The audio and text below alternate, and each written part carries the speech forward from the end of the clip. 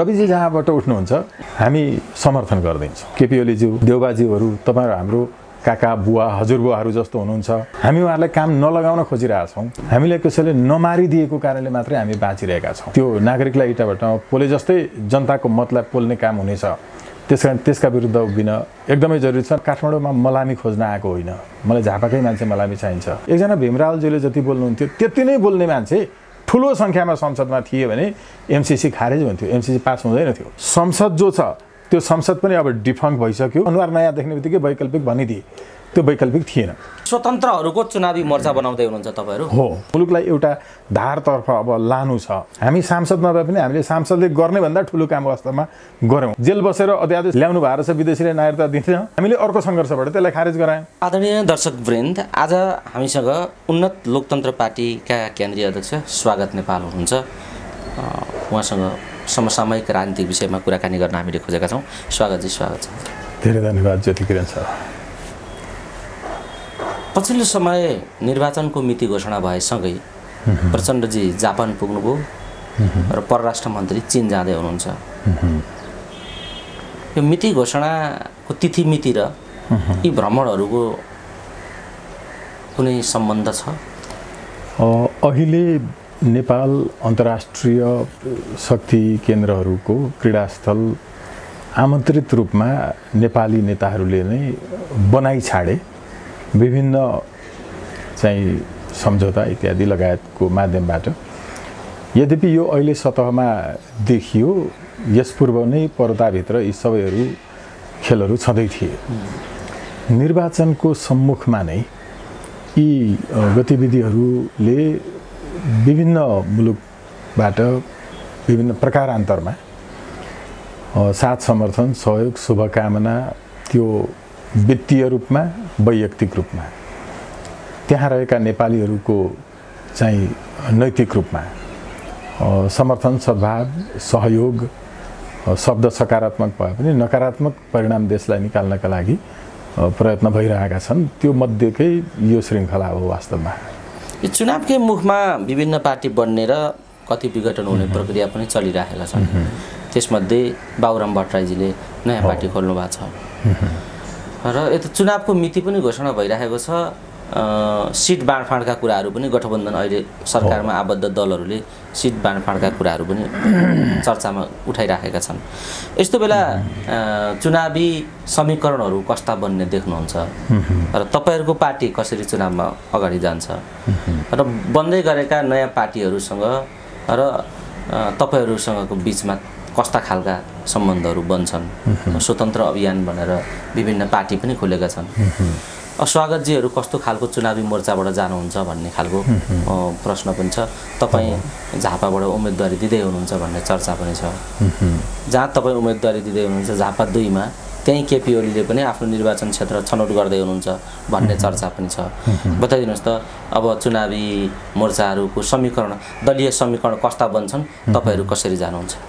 यो प्रश्नमा 3वटा पाटाहरू छन्। एउटा निर्वाचनकै सम्मुखमा दलहरू खुल्ने, जुट्ने, फुट्ने। यो चाहिँ हाम्रो राजनीतिक दल सम्बन्धी ऐनले पनि कल्पना गरेको छ। संवैधानिक व्यवस्था पनि यस्तै छ र हामी कसरी अब जाँदैछौँ भन्ने अर्को पाटो। 3वटा पाटोमा पहिलो, यो संविधान रहुन्जेलसम्म दलहरू फुट्ने, जुट्ने र निर्वाचनकै सम्मुखमा एउटै चुनाव चिन्ह प्रयोग गरेर दलहरूलाई चुनाव लड्न दिने राजनीतिक दल सम्बन्धी ऐन यो चाहिँ 49 दफा 49 मा व्यवस्था पनि छ र यसले अपेक्षा नै यही गर्छ। र यो निर्वाचन प्रणाली रहुन्जेलसम्म एकमना सरकार बन्दैन पनि, किनकि समानुपातिकको लोभले गर्दाखेरि दलहरू नयाँ बन्ने र भइरहेका दलहरू चाहिँ त्यहाँ कुरा नमिलेपछि फुटेर समानुपातिकमा सुरक्षित रहनका लागि आफ्नो चुनाव चिन्हलाई चाहिँ एउटा जगेडामा राखेर दलहरू चलायमान भइरहने नै व्यवस्था अहिलेको संवैधानिक र कानुनी व्यवस्था हो।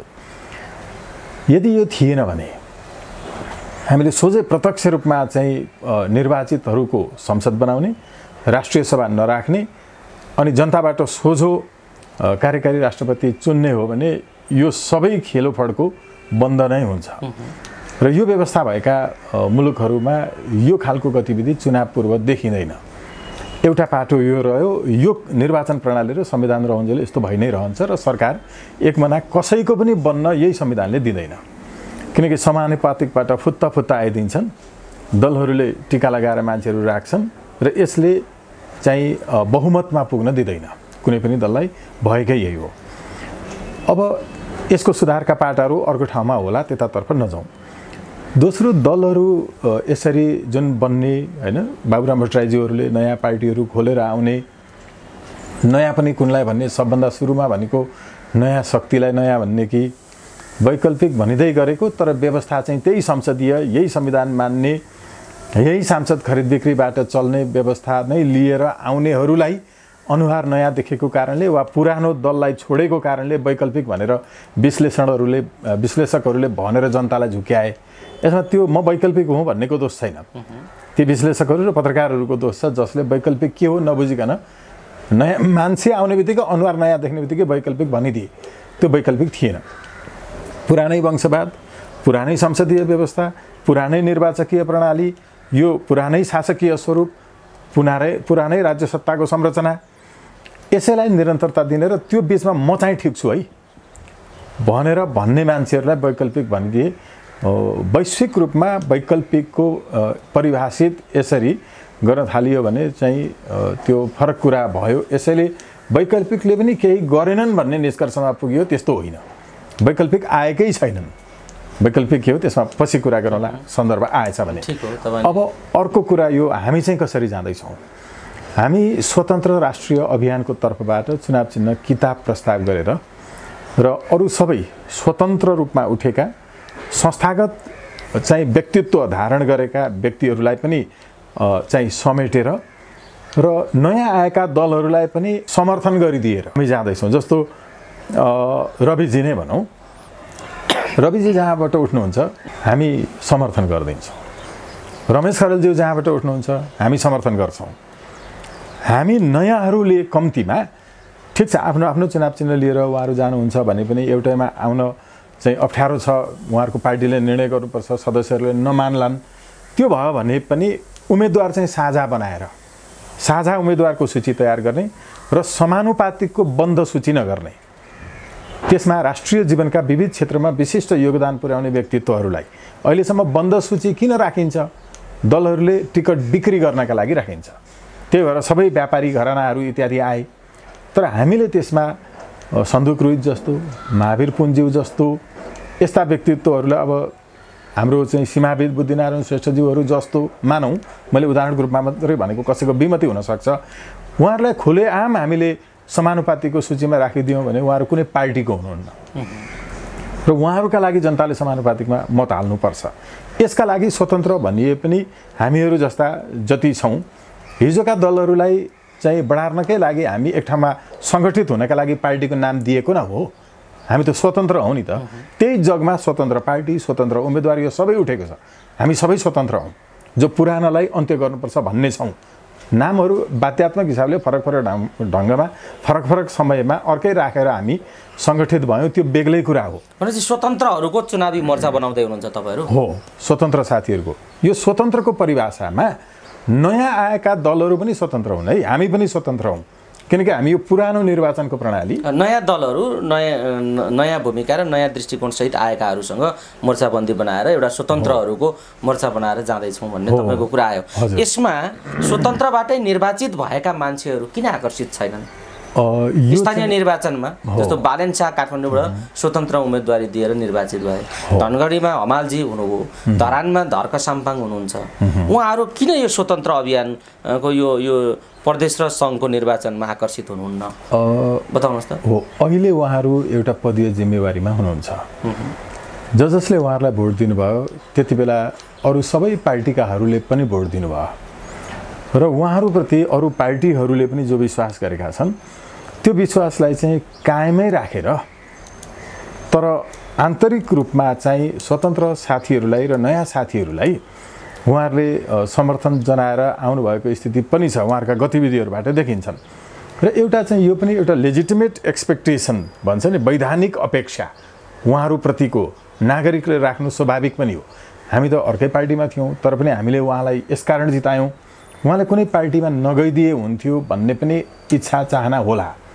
यो चाहनालाई उहाँहरूले सम्मान गर्नका लागि यसो गर्नुभएको हुनसक्छ।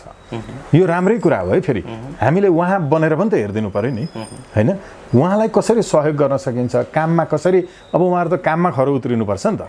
उहाँहरूले वास्तवमा एक्जिक्युसन लेभलमा गएर काम गर्ने हो भने सङ्घीय संसदको सांसदका लागि हुने निर्वाचन भनेको नीति निर्माणका लागि व्यक्तिहरू पुग्ने निर्वाचकीय एउटा चाहिँ प्रणाली, त्यसको अपेक्षा हो। यसकारण हामीले उहाँले कुनै दललाई वा स्वतन्त्र साथीहरूलाई फलानुलाई चाहिँ समर्थन छ भनेर नभनिदिइहाल्दाखेरि उहाँहरूले आफ्नो मतदाताप्रति गरेको सम्मानको रूपमा बुझ्नुपर्छ जस्तो मलाई लाग्छ। तर खुलेरै उहाँहरूले गर्नुभयो भने त्यो राम्रै कुरा हुन्छ फेरि, किनकि मुलुकलाई एउटा धारतर्फ अब लानु छ। तर यिनै ठुला राजनीतिक दलहरूको चक्कर काटिराख्नु भएको छ भन्ने बाहिर चर्चा छ क्या। यसले कस्तो परिणाम दिन्छ? जस्तो बालनजी नेपाली काङ्ग्रेसमा प्रवेश गर्ने तयारी गर्दै हुनुहुन्छ भन्ने खालका चर्चाहरू बाहिर उठिराखेका छन्। ओलीजी यो स्वतन्त्र भूमिकाबाट आएका अभियानबाट आएका मान्छेहरूमाथि निकै आक्रामक ढङ्गले प्रस्तुत पनि भएको सुनिन्छ। भनेपछि दलका नेताहरू यो भूमिकामाथि आक्रोश व्यक्त गरेको हामी सुनिराखेका छौँ। भनेपछि अब यी अभियानहरू कसरी अगाडि जालान्, होइन? विभिन्न खालका विरोधाभासपूर्ण कुराहरू पनि बिचमा उठिराखेका छन्। स्वागतजी, बताउनुहोस् त। हो, एकदमै। अहिले अभियानबाट आएका व्यक्तिहरूका विरुद्धमा केपी ओलीज्यू, होइन, शेरबहादुर देउवाज्यू पनि भनौँ, जस्तो हामी अहिले 20 जना साथीहरूलाई केपी ओलीज्यूले हाल्नुभएका मुद्दाहरू 2टा छन्, शेरबहादुरज्यूले हाल्नुभएका मुद्दाहरू 2टा छन्। 4वटा मुद्दा अहिले हामी खेपिरहेका छौँ। एमसिसीको विरोध गर्दा, सीमा मिचानमा विदेशीको विरोध गर्दा हामीलाई नै उहाँहरूले गर्नुभएको लगायतका उहाँहरूले ल्याउनु भएको गुठी अध्यादेशलाई हामीले खारेज गराउँदा अदालत पनि गयौँ, सडकमा आन्दोलन पनि भयो। योभन्दा अगाडिको नागरिकता अध्यादेश खारेज गराउँदाखेरि जसले खारेज गराउनु उहाँहरूलाई झुठा मुद्दाहरू हाल्नु भएको छ अहिले केपी ओलीज्यूले पनि, शेरबहादुर देउवाज्यूले पनि। र अभियानबाट आएकाहरूले चाहिँ वास्तवमा त्यति बेलाको सरकार र संसदले गरेका गलत कामहरूलाई खारेज गराएर प्रतिपक्षी सांसदको भूमिका हामीले निर्वाह गऱ्यौँ। यो त हो नि, एकजना सांसद जो प्रतिपक्षमा रहेको हुन्छ उसको काम सरकारले ल्याएका गलत कामलाई खारेज गर्ने हो, त्यसलाई असफल बनाउने हो। संसदमै सत्तापक्षले ल्याएको कुरालाई असफल गराउने हो। त्यो असफल गराउने काम हामीले गऱ्यौँ नि। हामी सांसद नभए पनि हामीले सांसदले गर्ने भन्दा ठुलो काम वास्तवमा गऱ्यौँ। बाध्यात्मक रूपमा सरकार झुक्ने गरिकन काम गऱ्यौँ। यसकारण उहाँहरूलाई हामीप्रति चाहिँ अब रिस छ, के छ, झुटा मुद्दाहरू हाल्नु भएको छ। त्यसकारण उहाँहरू चाहिँ आलोचक हुनुभएको छ। र अघि प्रश्नमा यहाँले भन्नुभयो कसैलाई पार्टीमा प्रवेश गराउने क्रम चल्दैछ, कसैले निर्वाचित भएको पर्सिपल्ट पार्टी प्रवेश गर्नुभयो, कसैले पार्टीभित्र कुरा नमिलेर स्वतन्त्र रूपमा जित्नुभयो। हामीले यो अहिले 3 जना मात्रै देख्यौँ। 27-28 जना साथीहरू जो हुनुहुन्छ देशभरिको वडा सदस्य, वडाध्यक्ष समेत, उहाँहरूको स्थिति हेर्दाखेरि चाहिँ त्यस्तो देखिन्छ। अब अर्को पार्टीले चलाइरहेको पनि प्रश्नमा भन्नुभएको थियो, उहाँहरू स्वतन्त्र भए पनि स्वाभाविक रूपमा पार्टीले उहाँहरूलाई चलाइरहेको छ। यी कारणहरूले गर्दाखेरि कतै चलाइराखेको, कतै अवरोध गरिराखेको पनि त्यस्तो पनि देखिन्छ। धरानमा अवरोध स्वतन्त्रलाई काम गर्न सजिलो छैन भन्ने खालको सन्देश प्रभावित गर्न पनि त्यति नै खोजिराखेको दलहरूले असजिलो पारिराखेको स्थिति पनि देखिन्छ। अब यी घटनाक्रमहरूबाट जनताको मनोविज्ञान चाहिँ अर्को खालको पोजिसन बनिराखेको पनि, स्वतन्त्र ल्याएर पनि हुँदैन कि क्या हो भन्ने तर्फको मानिसहरूको मनोभाव विकास हुने तर्फ पनि दलहरूले भूमिका खेलिराखेको, त्यतापट्टि विकास गर्न खोजिराखेको जस्तो पनि देखिन्छ। भनेपछि यी समग्र स्वतन्त्रहरूले गरेका काम कारबाहीहरू, अहिले गरिराखेका कामहरू र तपाईँहरूका अभियानहरूको बिचमा कसरी समीक्षा गर्नुभएको छ स्वागत? यो स्वतन्त्रहरूले काम गर्न नसक्ने भन्ने होइन, नसकेको अवस्थामा पनि तपाईँहरूले आवाज त घनीभूत गर्न सक्नु भएन नि त। यसमा के हुन्छ भने चुक्दै हुनुहुन्छ नि त तपाईँहरू पनि। यसो छ, हामी यसमा अब ठ्याक्कै चाहिँ अदालतमै जाने गरिकनको स्थिति छैन, किनकि उनीहरूले स्वतन्त्र हुन सक्दैनन्, हामी काम गर्न दिन्नौँ भन्ने हिसाबले मुखर रूपमा कुनै विज्ञप्ति इत्यादिबाट, निर्णयबाट नदेखिएको भएको हुनाले कोर्टमा जाने स्थिति छैन। तर सिद्धान्त त के हो भने उहाँहरूले जनतालाई झुकाइरहनु भएको छ। कुनै पनि व्यक्ति पार्टीबाट निर्वाचित भए पनि निर्वाचित भइसकेपछि उहाँलाई भोट नहाल्ने पार्टीको पनि ऊ प्रतिनिधि हो। निर्वाचित भइसकेपछि चाहिँ ऊ स्वतन्त्र हो, काम गर्नुपर्ने। यसकारण सिद्धान्त त स्वतन्त्र बनेर हो, र स्वतन्त्रहरूले नै काम गर्ने हो र स्वतन्त्र हुन नसक्नेले काम गर्न सक्दैन। सिद्धान्त त यो हो, कानुनी व्यवस्था पनि यो हो र पार्टीको व्हिप लाग्ने ठाउँ पनि होइन फेरि स्थानीय तह भनेको। अब धेरै संसदीय व्यवस्था भएका सङ्घीय मुलुक भएका मुलुकहरूमा पनि स्थानीय तहको निर्वाचन त गैर दलीय रूपमा हुन्छ। यसकारण उहाँले गलत भाष्य निर्माण गर्दै अहिलेसम्म जो आउनुभयो त्यसलाई टिकाउन उहाँहरूलाई गाह्रो भएको हो र जति बेला त्यो गलत भाष्य चाहिँ पुनर्परिभाषित भएर वास्तविक अर्थ निस्किन थाल्छ त्यो बेला पुराना शक्तिहरूले आफ्नो अस्तित्व जोगाउनका लागि गर्ने प्रहारहरू सकिन्न, स्वतन्त्रले हुँदैन त्यो पनि भनेर भन्ने त उहाँहरूको अन्तिम प्रयत्न हो। यो प्रयत्नले कहीँ पनि पुर्याउँदैन। र अर्को कुरा के हुन्छ भने स्वतन्त्रहरू जति नै एक ठाउँमा उपस्थित भइसकेपछि त्यो आफैमा एउटा सङ्गठन बन्छ र एउटा विश्वासमा अनुबन्धित व्यक्तित्वहरूको एउटा बेग्लै सङ्गठन र पार्टी बन्छ। जस्तो कि म यत्रो चाहिँ 22-24 वर्ष पत्रकारितामा रहँदाखेरि म काङ्ग्रेस, एमाले, माओवादी, राप्रपा इत्यादि पार्टीहरूको भ्रातृ पत्रकार सङ्गठनमा रहिनँ नि, तर मैले स्वतन्त्र राष्ट्रिय पत्रकार अभियान गठन गरेर म त्यसैमा काम गर्दै आएँ। अनि मान्छेले यो कुन पार्टीको भनेर सोध्थे कि म कानुन व्यवसायमा यत्रो वर्ष रहँदाखेरि काङ्ग्रेस, एमाले, माओवादीहरूको यो डिएलए, पिएलए इत्यादि वकिलहरूका सङ्गठनमा म सदस्य भइनँ। तर स्वतन्त्र राष्ट्रिय कानुन व्यवसाय अभियान गठन गरियो, 62 सदस्यीय केन्द्रीय समिति बनाइयो, यही सर्वोच्च बारको हलमा गरियो। त्यो आफैमा एउटा बेग्लै वकिलहरूको सङ्गठन भएर कुनै दलसँग अनाबद्ध चाहिँ वकिलहरूको सङ्गठन नै अर्को एउटा दल जस्तो बन्न आयो। यसकारण स्वतन्त्रहरू एक ठाउँमा आएपछि उहाँहरूको पनि एउटा मूल्य मान्यता हुन्छ। त्यो मान्यता हामीले अगाडि सारेका छौँ र घोषणापत्र, अवधारणा पत्र लगायत हामीले लिएर आयौँ, कार्यक्रमहरू, नीतिहरू लिएर आयौँ। अब त्यसमा अनुबन्धित हुने हो। त्यसैले व्यक्तिहरूको वैयक्तिक स्वतन्त्रताको अपेक्षा गरिन्छ, तर स्वच्छन्दताले चाहिँ फेरि सङ्गतिपूर्ण बाटोमा मुलुकलाई हिँडाउँदैन। यो भएको हुनाले यति हदसम्म चाहिँ सैद्धान्तिक रूपले ठिकै हो। त्यो बाहेक चाहिँ अनावश्यक र गलत भाष्य निर्माण गर्न खोजिँदैछ। अब हामीले यहाँ अहिले समीक्षा कसरी गर्नुहुन्छ भन्दाखेरि यो गलत भाष्यलाई पूर्ण रूपमा अब निषेध हुन लागेको अवस्थाको त्यो द्वन्द्व प्रतिद्वन्द्वको स्थिति मात्रै हो।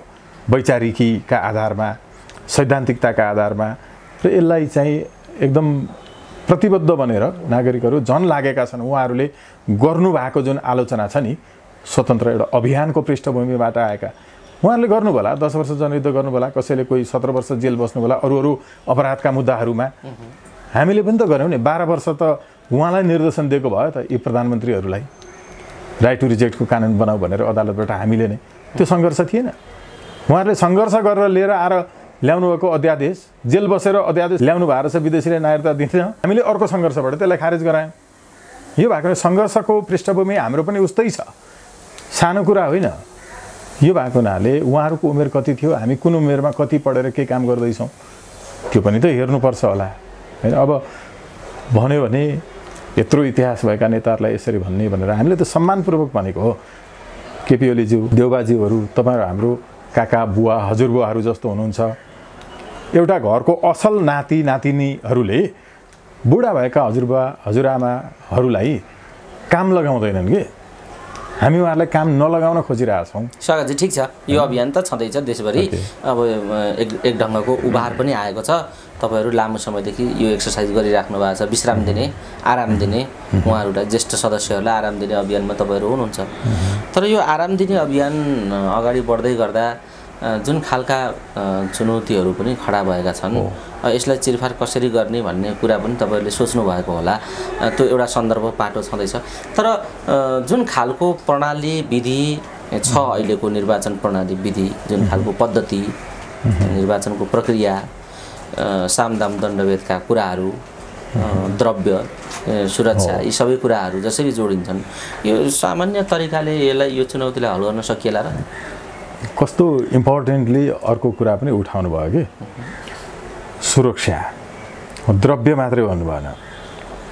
सुरक्षाका दृष्टिले अहिले हामीले चौतर्फी रूपमा यो खतरा मोलिरहेका छौँ। खतराको आभास हामीलाई भइरहेको छ कि अहिले अन्तर्राष्ट्रिय शक्ति नै संसदमा पुगेर एमसीसी खारेज गराउँछौँ भन्नेहरूलाई जसरी पनि संसद छिर्न नदिने अन्तर्राष्ट्रिय निर्देशनमा यिनै देउबा ओलीज्यू लगायतहरू लाग्नु भएको छ र मतपत्र मतदानका ट्याङ्कहरू नै सुरक्षित नहुने स्थिति छ हो।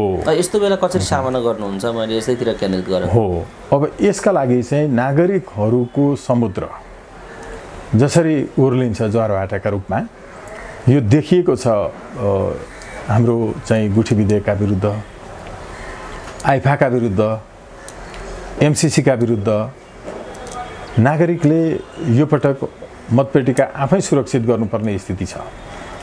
नागरिक आफैले जस्तो हर्क साम्पाङजीको सवालमा, बालेनजीको सवालमा, हाम्रो उता हमालजीको सवालमा त्यहाँ नागरिकलाई सुरक्षा चाहिँ दिएर उपस्थित भएका थिएनन्। हाम्रो मतपेटिकाको सुरक्षा हामीले गर्नुपर्छ भनेर उपस्थित भएका थिए र यो पटक हेर्नुहोला आफ्नो मतपेटिकाको सुरक्षाका लागि नागरिकहरू सामुद्रिक ज्वारभाटाको रूपमा उपस्थित हुनुहुनेछ र म आह्वान पनि गर्छु त्यसका लागि, किनकि एमसीसीका विरुद्ध हुनेहरू, नागरिकता अध्यादेशको विरुद्ध हुनेहरू जति उम्मेदवारहरू हुनुहुन्छ उहाँहरूले प्राप्त गर्नुभएको मतलाई अदलबदल गर्नका लागि पुराना संसदीय व्यवस्थाका चाहिँ विशिष्ट नेतृत्वहरूबाटै यसको अगुवाईमा त्यहाँ जनमतको विरुद्धमा आक्रमण हुनेवाला छ र हामी त्यसका विरुद्ध उभिनका लागि अहिलेदेखि नै तयारीमा रहनका लागि आफूसँग जे स्रोत साधन सामग्री सचेतता छ यो साथमा लिएर उभिनका लागि हामी आह्वान गर्छौँ।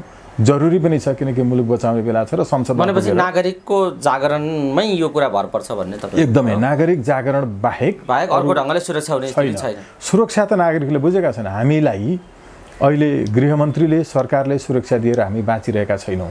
हामीलाई कसैले नमारिदिएको कारणले मात्रै हामी बाँचिरहेका छौँ अहिलेसम्म पनि। त्यो भएको हुनाले हामीले हाम्रो सुरक्षा नागरिकको तहमा हामी गर्न सक्छौँ। त्यति बेला सरकारको पक्षमा उभिने नागरिकको करबाट तिरेको कोष जो खडा भएको हुन्छ त्यसबाट पारिश्रमिक लिने जनताकै छोराछोरी सुरक्षाकर्मीहरूले पनि यो मुलुकको भविष्यका लागि सोचेर जनतालाई साथ दिनेछन् र त्यो नभएको अवस्थामा जनताबाट चाहिँ फेरि पराजित हुनु परेको पनि हामीसँग इतिहास छ। त्यो 46 सालमा पाटनको छ, केही समय अगाडि चाहिँ तराईका विभिन्न जिल्लाहरूमा छन्। देखि इटाभट्टामा लगेर मान्छे पोलेको कुरालाई सुरक्षा दिनेहरूका विरुद्ध फेरि नागरिकले अर्को खालको चाहिँ बदला लिएका उदाहरणहरू छन्। त्यो इटाभट्टामा मान्छे पोले सरह नै हुनेछ यो मतपेटिका चाहिँ एमसीसीका विरोधीहरूले, नागरिकता अध्यादेशका विरोधीहरूले, संसदीय व्यवस्थाका विरोधीहरूले जित्न लागे भनेर अदलबदल गर्न खोजियो भने त्यो नागरिकलाई इटाभट्टामा पोले जस्तै जनताको मतलाई पोल्ने काम हुनेछ। त्यसकारण त्यसका विरुद्ध उभिन एकदमै जरुरी छ। नागरिकको तहबाट त्यो सुरक्षा हुनेछ। अस्तिको स्थानीय तहको निर्वाचनमा देखिएको छ। उहाँहरूले चाहने हो भने, सक्ने हो भने त्यति बेला जे पनि गर्न सक्नुहुन्छ। ठिक छ स्वागतजी, यो तपाईँले भनिहाल्नुभयो। अर्को पनि जिज्ञासा राखौँ, हामी कुराकानीको अन्तिम चरणमा छौँ। तपाईँले झापा 2 नै निर्वाचन क्षेत्र छान्नुको कारण के हो? पहिलो कुरा त झापा ओली पनि त्यहीँ जाँदै हुनुहुन्छ भन्ने चर्चा छ। त्यही सुनेर तपाईँले त्यहीँनिर उहाँलाई विश्राम दिउँ भन्ने हो कि तपाईँको अरू कुनै थप कुनै महत्त्वको क्षेत्र हो कि त्यो के हो? ठ्याक्कै झापा 2 नै भन्नुभयो तपाईँले, किन? झापा 2 मा उहाँले गएर घर दैलो गर्नुभन्दा पूर्व नै हामीले साङ्गठनिक रूपमा उम्मेदवारी त्यहाँ दिने भन्ने मेरो तर्फबाट चाहिँ निर्णय भइकन, साङ्गठनिक निर्णय भइकन त्यो घोषणा गरिएको हो।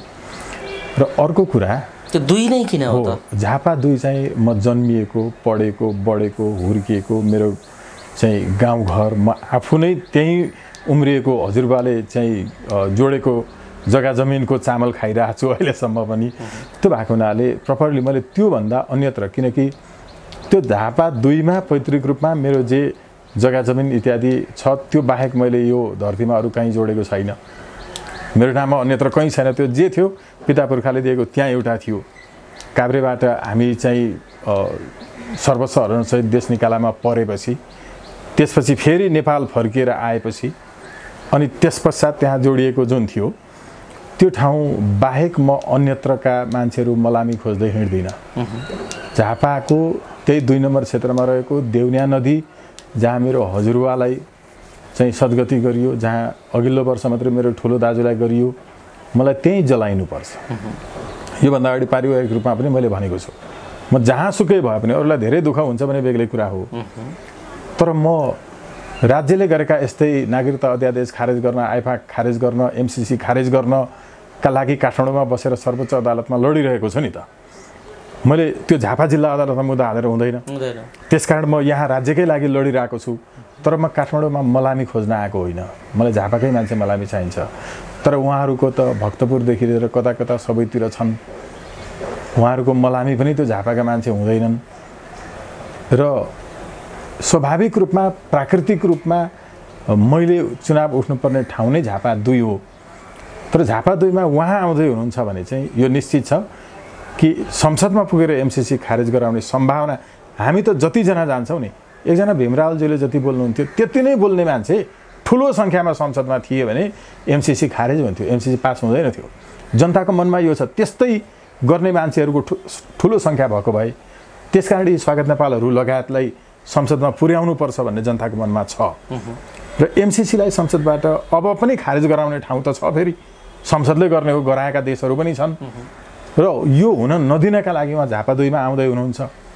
अब झापा 2 मा आउँदै हुनुहुन्छ भने नागरिकले त यो बुझ्छन्, त्यसकारण पहिलो अधिकार नै भनौँ उहाँको भन्दा पनि मेरो आउने कन्फर्मै त छैन, तैपनि सङ्केतहरू देखिएका छन्। सङ्केत देखिएका उहाँ ओलीजी पनि 2तिरै केन्द्रित हुँदै हुनुहुन्छ, झापा 2तिर भन्ने चर्चा छ।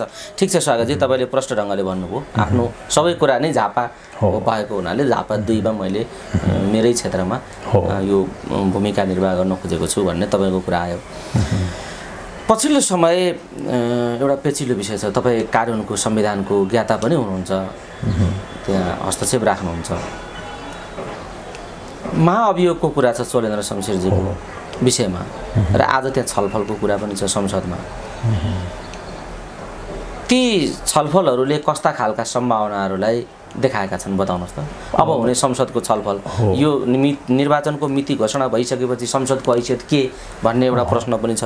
सँगसँगै महाअभियोगको प्रक्रियाले दिने सङ्केत के भन्ने पनि कुरा छ। के देखिन्छ, चोलेन्द्र शमशेरजी फेरि सर्वोच्च फर्किने सम्भावना बढेर गयो भन्ने चर्चा पनि बाहिर सुनिन्छ। यी समग्र संविधान, हाम्रो कानुन संविधान र अहिलेको संसदको भूमिकाले चोलेन्द्रजीलाई कहाँ पुर्याउँछ, संसदको हैसियत के छ अहिले बताउनुहोस् न। पहिलो कुरा, महाभियोगको सवालमा जे अन्तिम निष्कर्ष संसदबाट निस्किए पनि त्यसका विरुद्ध फेरि अर्को मुद्दा सम्मानित सर्वोच्च अदालतमा जान सक्ने देखिँदैछ। त्यो अन्तिम हुने थियो, स्वाभाविक अवस्था थियो भने संसदले गरिसकेपछि संसदले गरेको यो विषयलाई अदालतमा प्रश्न उठाउन पनि मिल्ने थिएन।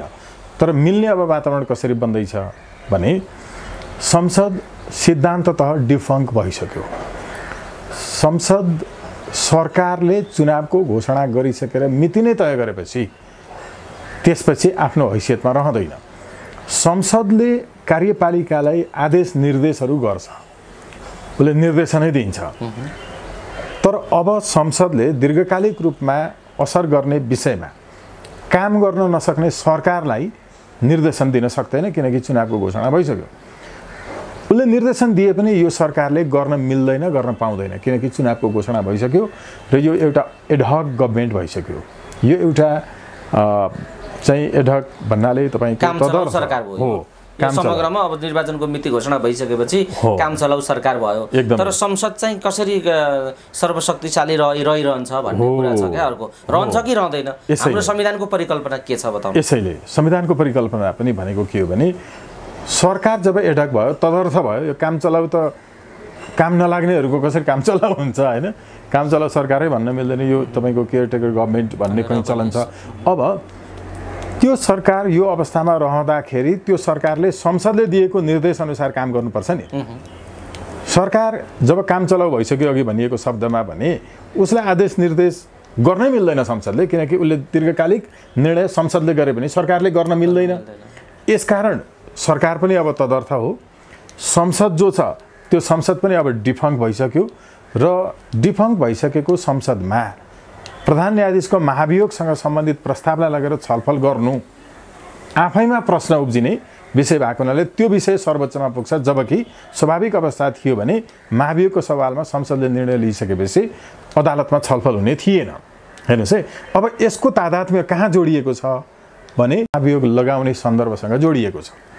यो सम्पूर्णता त्यहाँ गएर टुङ्गिन्छ। त्यो कसरी टुङ्गिन्छ भने महाभियोग प्रस्तावको विपक्षमा एमाले पहिलेदेखि उभिएको छ, ऊ उभिनेवाला छ।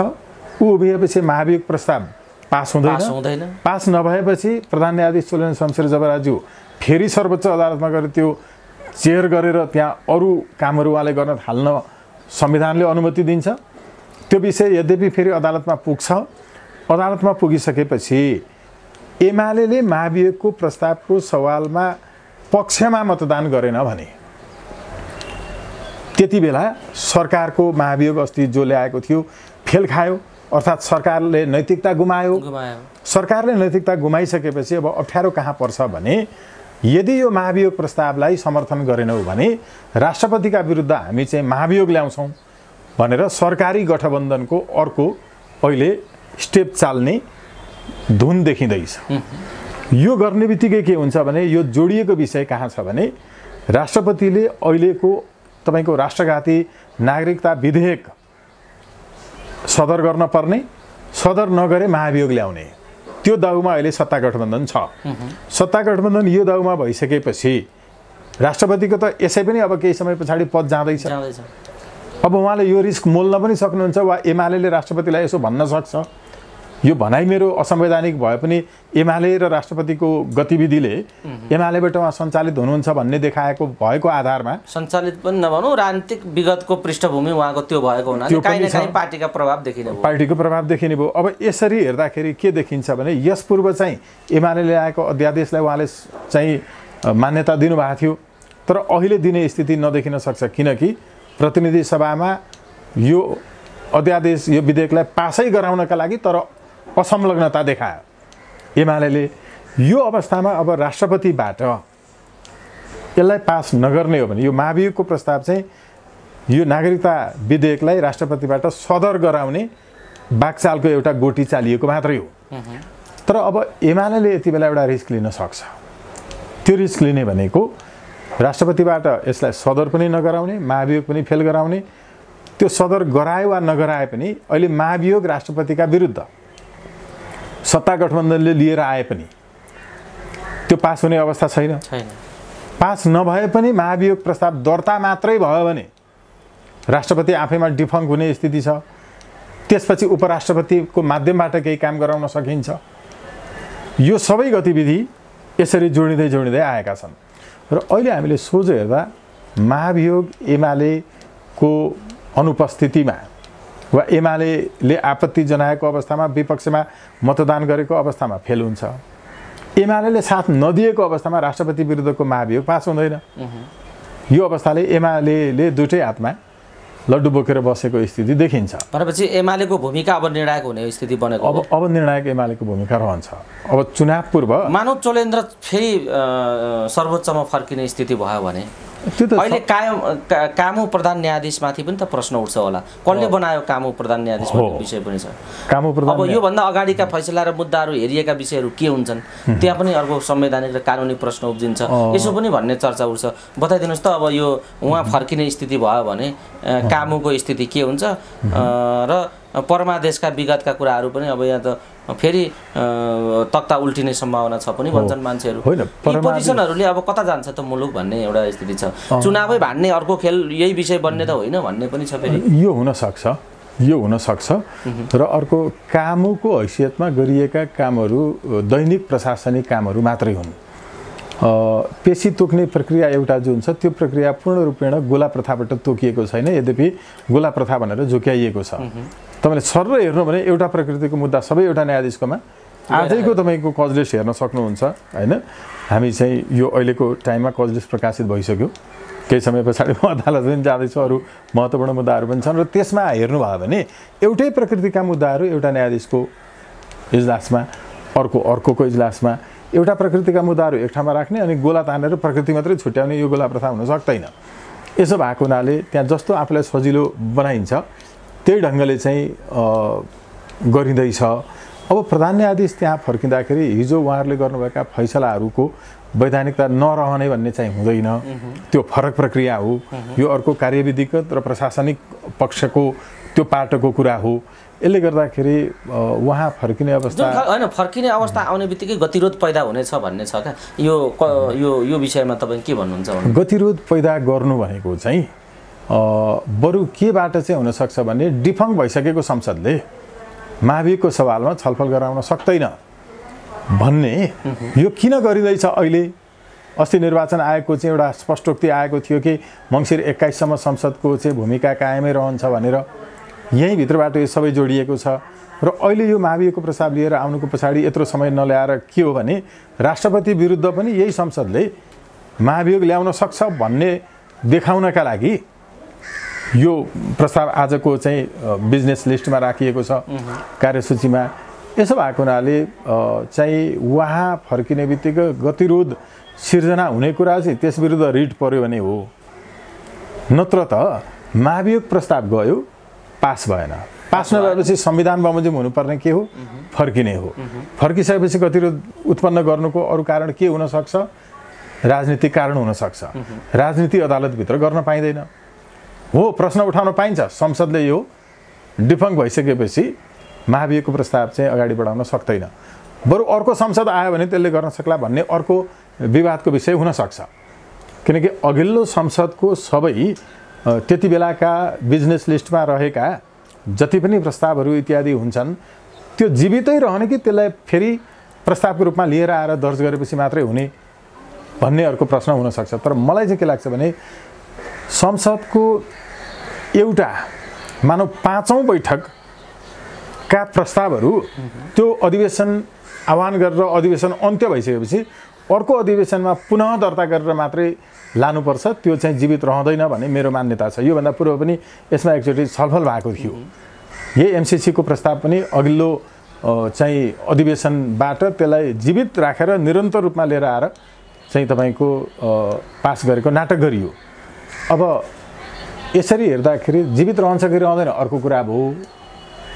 तर प्रश्न चाहिँ यस्तो संसदले महाभियोग पास गरेको वा फेल गरेको विषयमा पनि, बैठक बसेकै विषयमा पनि रिट चाहिँ जान सक्छ। यो ठिक छ, तपाईँले बताउनु भयो। र समग्रमा चोलेन्द्र शमशेर जबराको एमाले महाअभियोगको पक्षमा नौबिने बित्तिकै फर्किने सम्भावना बढेर गयो होइन? त्यसो ठ्याक्कै यही विषयमा एमाले यसलाई राजनीतिक प्रतिशोधको एउटा हतियार बनायो भने राष्ट्रपतिको टेबलमा पुगेको नागरिकता विधेयकको प्रसङ्ग र महाअभियोगको यो दुईटा प्रसङ्गलाई राजनीतिक प्रतिशोधको हतियारको रूपमा उसले प्रयोग गर्न खोजिदियो भने भन्ने खालको आशंका छ मान्छेहरूको। के हुन्छ त्यस्तो? अब यो चाहिँ देखिन्छ नै, प्रष्ट देखिन्छ। एमालेको यो भूमिका यस पूर्वदेखि पनि पटक पटक देखिएको छ र देशलाई यसरी विभिन्न दाउमा राखेर खेलाइरहनु हुँदैन।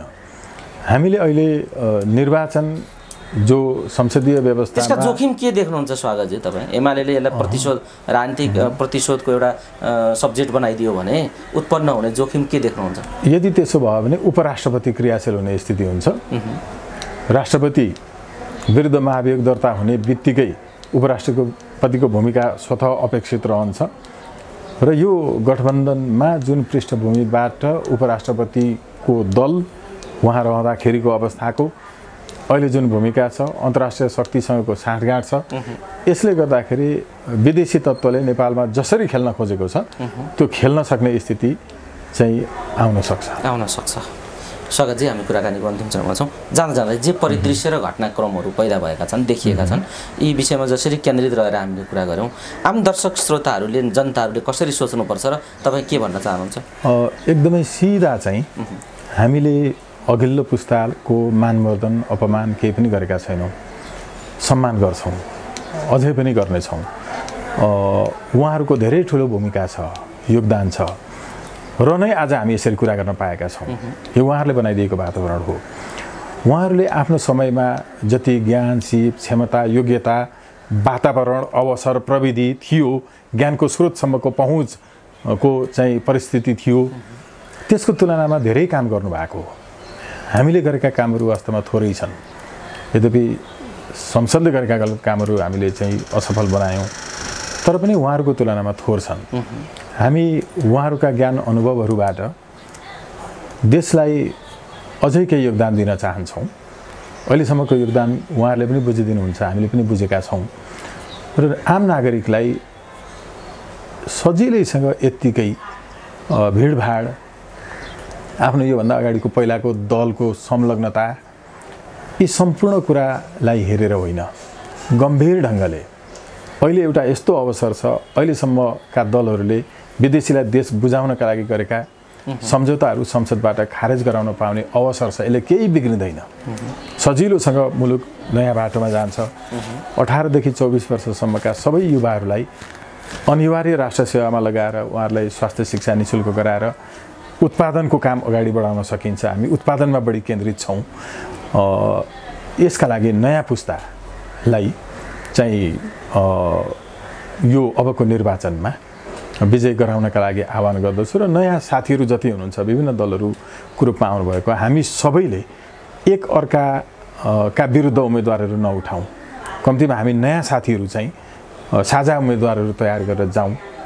हामी पनि समर्थन गरिदिन्छौँ, नयाँ साथीहरूलाई पनि समर्थन गरेका छौँ। जसको दल छैन उहाँहरूलाई पनि यो बाटोमा तयार गरेर हामी अगाडि आउँदैछौँ। विश्वास गरिदिनु हुन आग्रह गर्छौँ। हवस्, समय दिनुभयो। यो महत्त्वपूर्ण समय र संवादका लागि स्वागत छ। यहाँलाई धेरै धेरै धन्यवाद। Thank you.